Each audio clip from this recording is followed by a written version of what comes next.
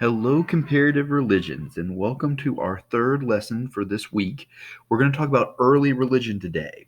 Now, in our first lesson, we talked about the pathways that one can follow to study religion: history, philosophy, sociology, psychology, and philosophy. We talked about and phenomena. We talked about some common things that we're going to be looking at as we investigate different religions, like central figure, god or gods, holy writings, important festivals, holidays, important commemorations in terms of life, like passages to adulthood, marriage, burial, etc., etc. Then we talked about organized religion and what does organized religion provide for society. It provides a sense of community. It provides a sense of security. It provides a sense of explanation. And we talked about the two types of religion: linear, where these are your like monotheistic religions. You're born, you die, and then you're either going to go to heaven or hell. And cyclical, like Hinduism and Buddhism, this cycle of rebirth and being reborn until you reach a desired outcome. Okay. Well, today we've been building all along. Today we're actually going to begin to look at early religion, early belief systems. Okay. And again, I will tell you exactly what I want you to copy down as we go on through these slides. It should be a fairly short lesson. And notice I say early religion because we have no definite, some of the things that we're going to be looking at when we get to, say, the five major world religions, we have no evidence or proof that they existed in these early belief systems. For example, sacred writings. In fact, that's part of the difficulty with this is we have no sacred writings. Nobody wrote down what these symbols mean. Okay, there are no written records. So as we get into this early religion discussion, keep in mind a lot of this is based on assumption from the evidence that we have. Okay, I'm not telling you this is set in stone, this is exactly what it has, but based on conjecture and hypothesis from scientists, this is what we think is going on. Okay, so let's investigate that as we talk about early religion. All right, what do we know about prehistoric religion? I want you to get down these two things. Number one, like I've been saying, it is purely conjecture. It is based on the work of archaeologists and anthropologists. They are comparing what they see in later society to what they see in these early societies. And we talked about the historical approach. So, one of the things we're going to be talking about today is burials.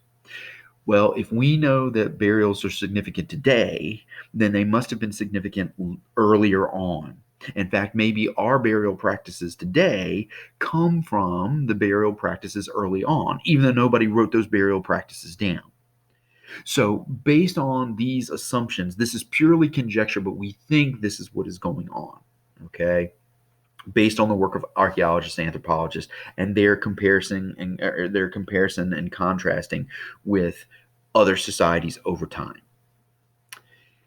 Here's what we're going to be talking about. Most of the archaeological evidence comes from human remains.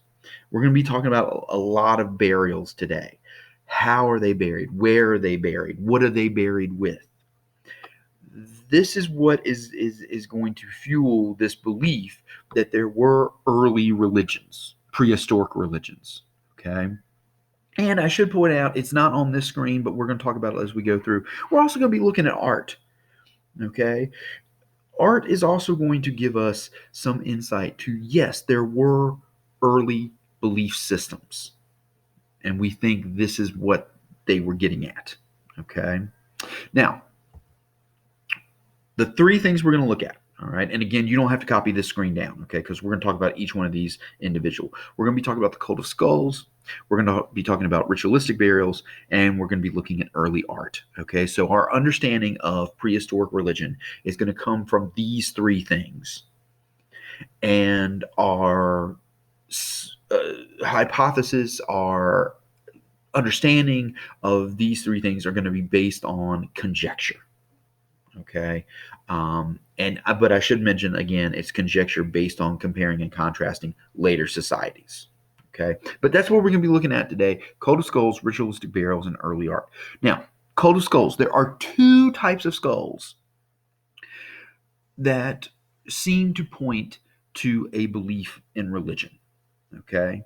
One are human skulls. A lot of these date to around 600,000 BCE, before Common Era.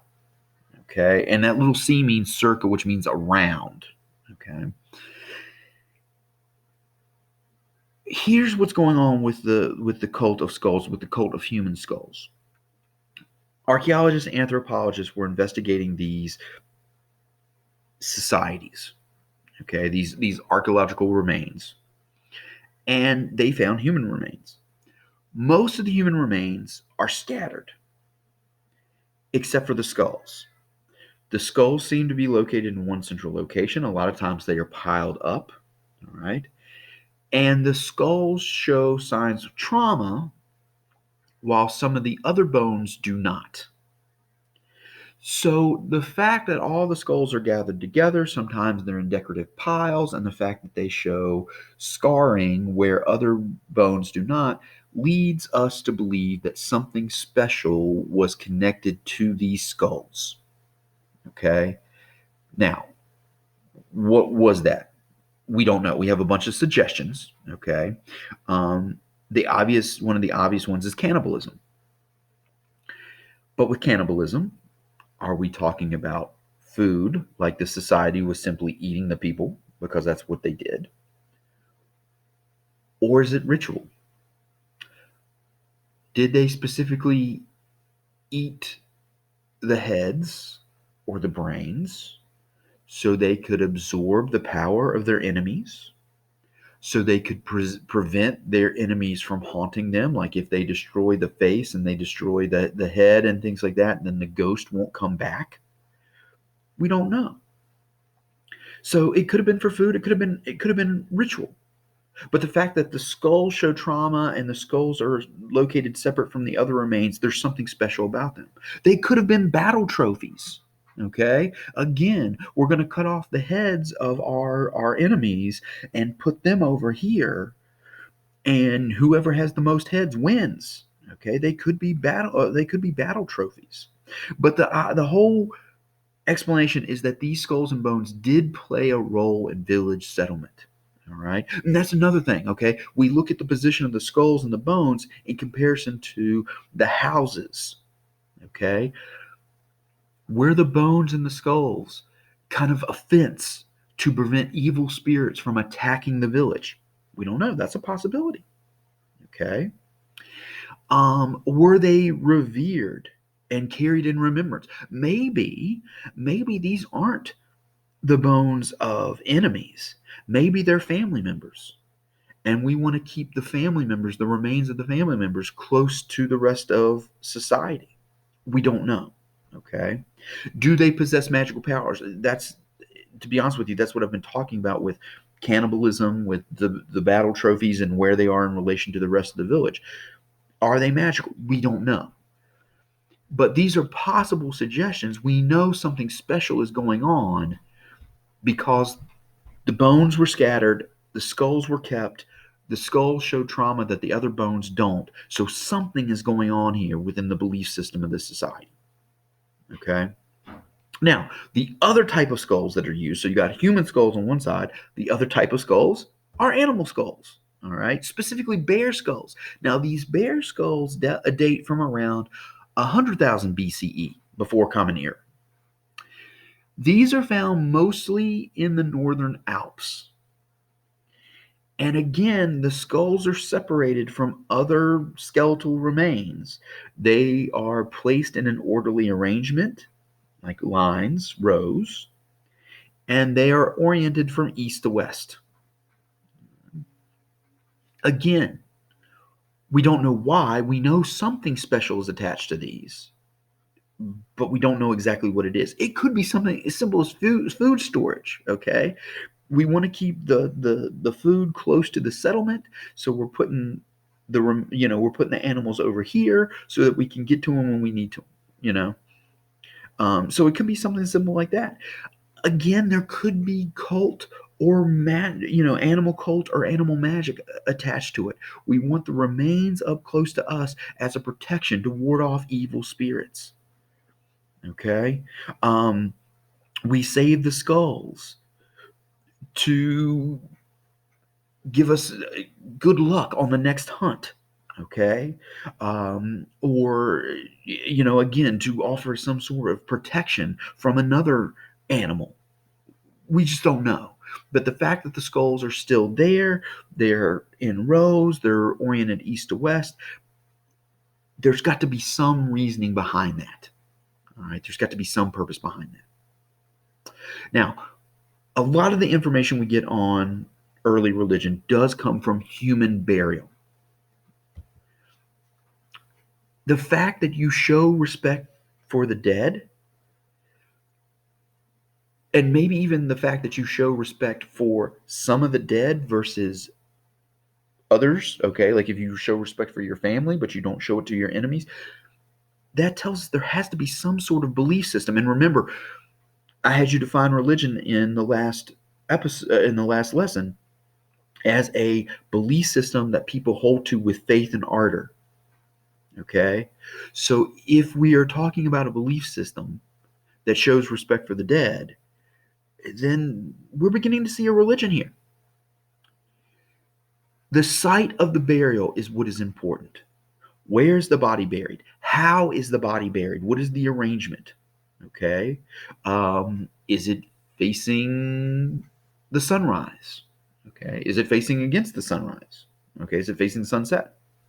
Things like that. What is in the burial? Personal possessions. Okay. We're going to talk about that when we get to Egypt. All right. The pharaohs with their pyramids and all their personal possessions piled in because they wanted to be sure that they had everything they needed in the afterlife. Okay, so do you give a stone carver a bunch of tools so he can carve stone in the afterlife, or do you give him something better so he doesn't have to do that work anymore? Personal possessions, what possessions are in there? They're important, and they can help us understand this belief system. A medicinal herb, okay, akri, signifies life. Okay, if that akri is in there, are they going to have eternal life? Are they going to have an afterlife? If it's not there, does that mean they're dead forever? Okay, things like that signify important parts of the belief system. So burials are going to be very, very important. The fact that we respect the dead is going to be very, very important. And then we are making our best hypothesis. We're making our best conjectures based on arrangement and what is in the grave itself. And then the last thing we're looking at in terms of early religion, early beliefs, are art. Is art, okay? And there are three examples of art that I want to mention, okay? One is cave art. Now, cave art, notice I put a question mark beside cave art. I want you to get these three things down.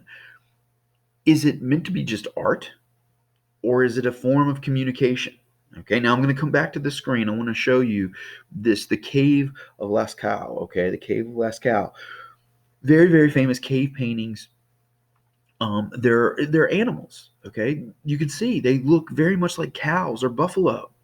All right, why were they painted in this cave? Were we celebrating a good hunt and we just wanted to show people, look at how many animals we got? Or and we assume this from Native American beliefs, are the animals there because we want good luck on the hunt? If we paint these animals here, maybe we will capture this many animals. Maybe we will kill this many animals. So that's why I say with early art, is it just art or is it a form of communication? Do we want to attract these nature spirits, these animal spirits to bless us on the hunt? We found sculptures. Okay. For example, the Venus sculpture. All right. Now here's the Venus sculpture. All right. And we call it Venus. Venus, of course, is a Roman goddess. Okay. It's a Roman goddess of love. what we assume from this little sculpture, okay, it is a female figure. And we know that because certain pieces of anatomy are highly pronounced on this sculpture.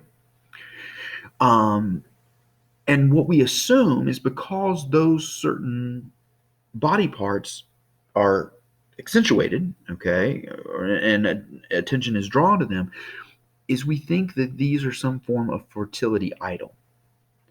That the reason they were created was to bless a household with children, okay, because the parts of the female body that are highlighted have direct bearing with childbirth. All right.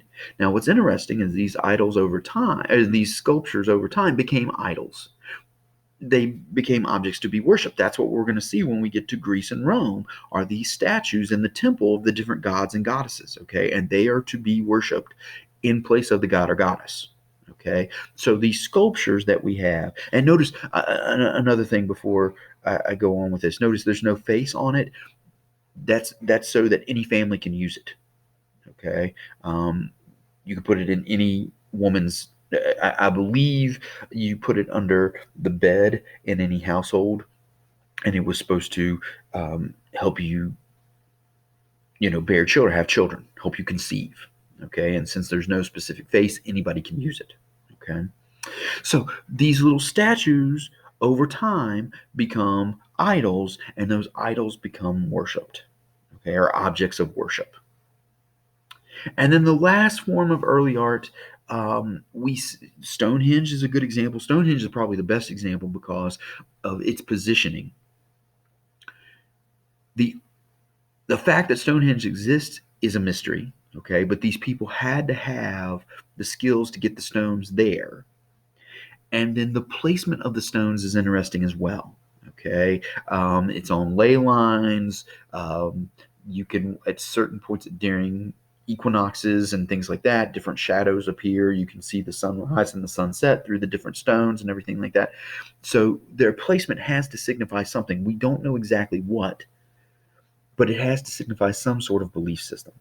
Temples, the fact that temples exist in historical ruins says there has to be some sort of belief system there. Now, what role they played, we don't know, and we know those roles are going to change over time. At one point in time, the temples are the homes to the priests. Then the temples become houses of worship, and you have separate quarters for the priests. Okay, um, are the temples just religious, or are they political as well? Okay, not only do you have religious ceremonies, but you also have the day-to-day governance of the society. Okay, but the fact that temples are found signifies that there has to be some sort of belief system. Okay. So that's kind of the summary of this lesson, is through these things, whether we're talking about burials or piles of skulls or these examples of early art, okay, they indicate some form of early religion. And remember, we're defining religion as a belief system that people hold to with faith, okay? So some form of early belief system, some form of early religion. We think it has to be important, but exactly what roles the skulls or the burials or this art plays, we don't know. We're basing it on our best conjectures from other societies that we have written records from. And if we hold to the idea that religion provides a security in procreation, that you want to spread your culture and want to spread your religion down from generation to generation, if future generations hold that burials are significant, then earlier generations must hold that burials are significant for similar reasons. Okay, so that's what this lesson's all about. Is we have these examples, we have an early belief system. We don't exactly know all the ins and outs of it. We're just making our best guess based on other societies over time and other evidence from those societies.